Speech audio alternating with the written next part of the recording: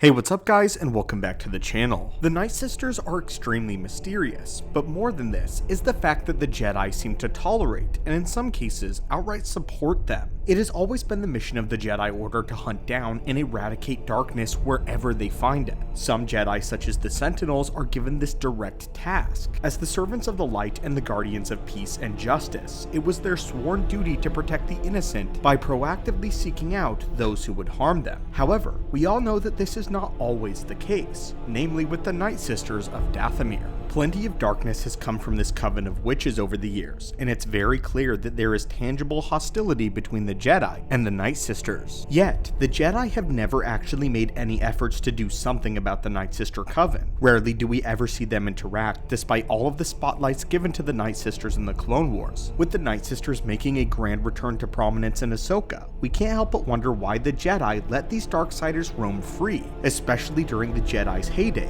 and continue to spread their wickedness until the bitter ends at the hand of General Grievous. So my friends, let's open up another holocron and answer the burning question, and hopefully pull back the curtain of the Jedi's flawed logic. The first thing we need to get out of the way is the more obvious, legal reasons why the Jedi's hands are tied. Believe it or not, there is actual legality to the Jedi exacting their holy justice, and this causes the Jedi from following their destined mission to destroy darkness, but it not being lawful from the Republic's standpoint. We learn that the Galactic Constitution actually has stated stipulations that ironically protect groups like the Nightsisters from Jedi persecution. What's interesting is that in the Constitution also happens to protect those following the Sith religion as well. For a long time, it was illegal in the Republic to be a Sith or to practice Sith ways. This was due to the religion being seen as a catalyst for war and terrorism throughout most of history. But once the Sith had been perceived to be extinct at the end of the new Sith Wars, the next 1,000 years had many constitution changes and updates that inadvertently repealed this ban on any dark side religion, a choice that might or might not have had something to do with Chancellor Palpatine himself. While it's not explicitly stated that Palpatine had a hand in this legislation, we can infer that he may have pulled some strings to get this to happen. You see, it's actually from Palpatine himself that we even learn that the statute within the Constitution ever existed.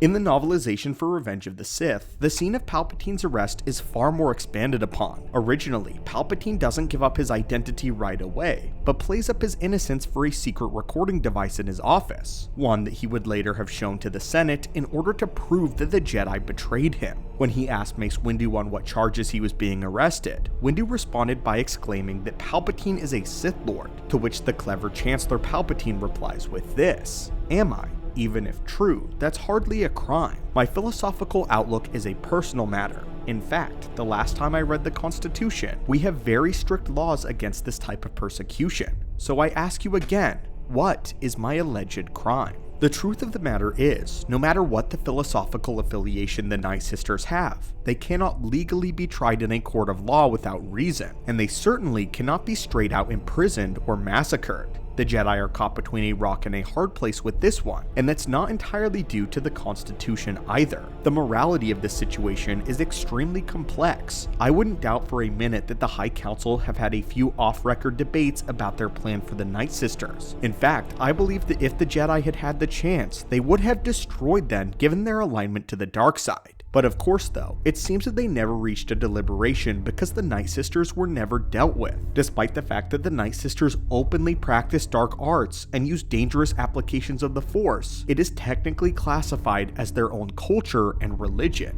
and the literal Republic itself is holding the Jedi Order at bay. The Jedi would be betraying both the Republic law and the Jedi Code to attack them unprovoked, but that doesn't mean that they didn't want to. The Nightsisters are unfortunately very good at hiding their tracks whenever they do actually do something incriminating. But despite this, the Nightsisters are known to take commission from people like Count Dooku, and they sell their dark services to the highest bidder. With this outright affecting the Jedi have difficulty keeping criminal enterprises like the Hutts in line. But surely, since this is a Force-related issue, they should step in. It's not like the Jedi's hands are clean when it comes to dealing with situations under the table without the view of the Republic. We cannot forget that the Jedi Order has an entire subsection dedicated to Black Ops style missions just like this one. Those are known as the Jedi Shadows, a subclass of the Sentinel. They were a group that were specifically tasked by the Council of First Knowledge to hunt down and destroy all traces of the dark side in the galaxy, including likely the Nightsisters. This though included dark Jedi and especially dark side artifacts. If the Shadows didn't destroy these artifacts, they were to recover them and bring them back to the archives. A Shadow's main goal was either recovery or assassination, and the Jedi didn't shy away from either, but would usually enter a deep deliberation, especially before dispatching a Jedi Shadow on an assassination mission, as once they did, the word was final. Having said that though, the Jedi Shadows were there for a reason, so why didn't the High Council dispatch a team of them to clean up and destroy the Nightsisters? Well, because of the simple fact that the Nightsisters did not outright practice the dark side of the Force, but rather drew upon the dark side itself. This put them in sort of a gray area. But also, the Nightsisters were extremely powerful, and it would have taken far more than just a task force of Jedi Shadows to deal with them. That would require the combined effort of many Jedi, a force that would be far too large to go unnoticed by the Republic. The issue comes down to not only morality, but also to the public vision of the Jedi. Lightsaber wounds are very distinct, and it would cause a major controversy if the Jedi were to have been found to have massacred an entire people group, witches or not.